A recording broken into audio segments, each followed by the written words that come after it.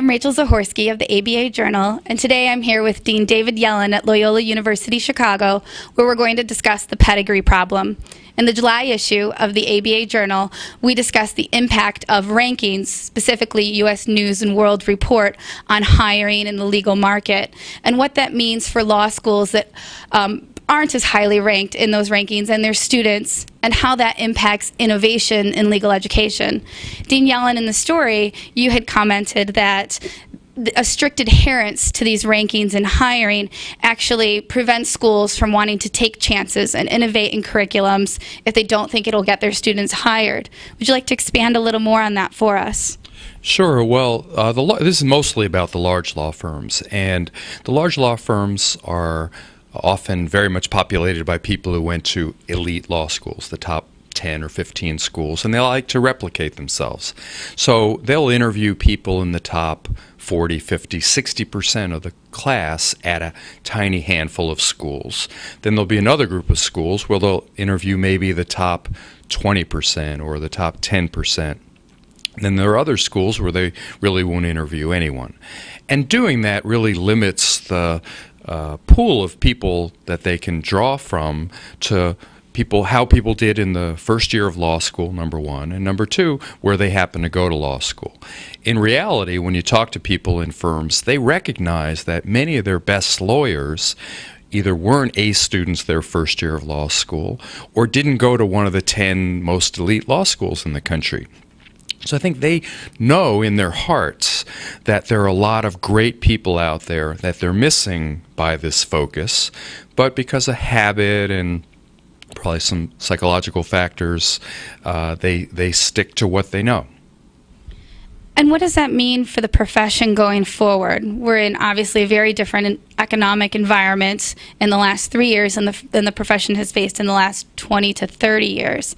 If law firms continue to hire this way, what will that mean for the future of the profession? And if they start to change and hiring from a wider pool of schools, what will that do? Well, during the years that the large firms were expanding so much, they really did broaden their horizons. They went deeper into the classes of schools outside of the top 10 or 15, and they started interviewing at and hiring from schools they had ignored before. So what's interesting is what's going to happen now that they're in a much smaller hiring mode. And I think we've seen some shrinkage there. Schools like ours, which are excellent schools, have seen a fair amount of drop-off in the number of schools doing interviews.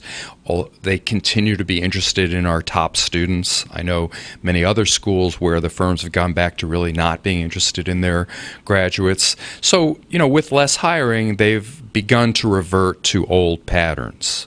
One thing that's better today is that there's a lot more lateral mobility.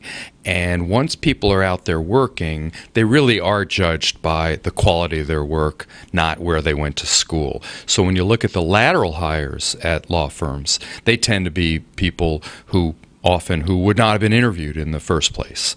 So, in a perfect world, firms would invest some more time and energy in looking for the traits in young lawyers that they think will make them successful in their firm, rather than relying on overwhelmingly the school the student went to and the grades the student received.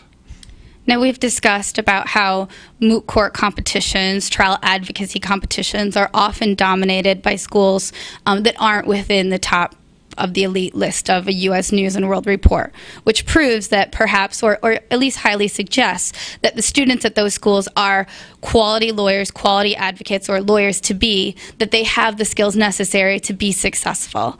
If firms were to say, let's do away with rankings. We're going to blindly interview. We're not going to look at schools. We're not we'll look at your GPA or accomplishments, but blind schools, what qualities should they be looking at?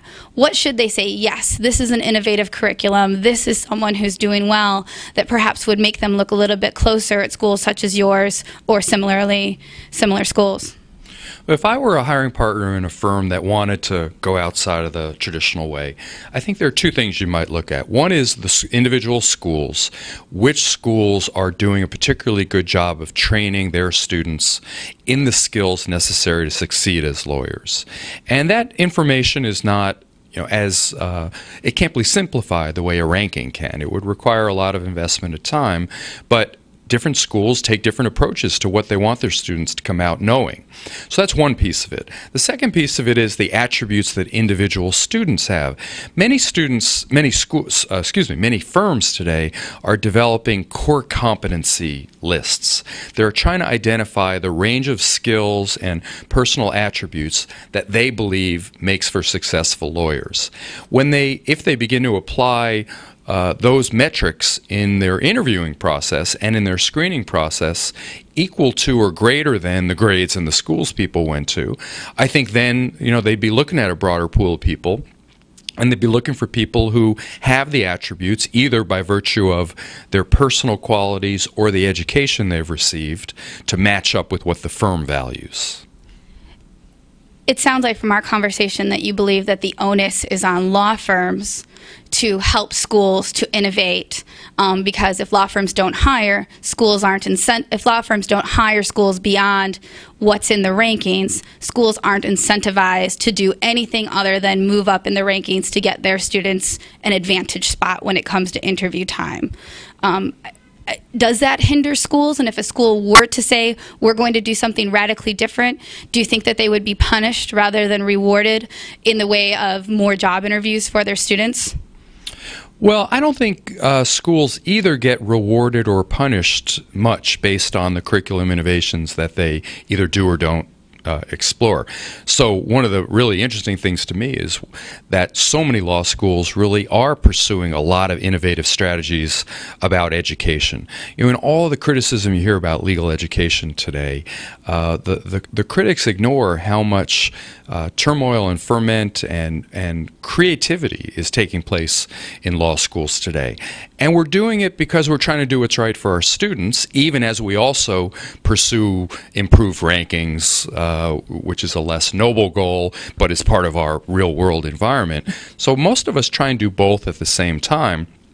We would certainly tip the balance more towards curriculum innovation and training our students in the skills they really need if there was some evidence that firms would react and reward schools that were more creative. Do you think it's harmful to the profession for big firms or even mid-sized firms and whatnot to hire strictly based on U.S. News rankings? If a firm says, well, how can we go wrong hiring a student from Harvard or Yale or a top 10, a generic top 10, although each school would say they're special. How can we go wrong with that? So we're going to hire from that. Do you think that there is a larger harm to the profession other than it makes it tougher for students at your school to compete when you stick to a strict hiring system based on this specific criteria of input that U.S. News and World Report does? If you're asking, would the profession be dramatically better? Would the world be better, if there were a different mix of hiring? I'm not so sure. I think it would be good for the firms. It would be good for a broad range of schools. But you have to remember, firms are pursuing their own self-interest, and if they don't see a problem in who they're hiring, they don't have much incentive to do the extra work that it would take, even if in the end that would have them match up better with the people that they hire. The firms have a lot of the same constraints and influences that we do, and we all do some things for the right reasons and some things for the wrong reasons. So yeah, I think the profession would be improved if they broaden their horizons, but they have self-interest at stake too, and if they were failing because of who they hire, they would then have a lot of incentive to change.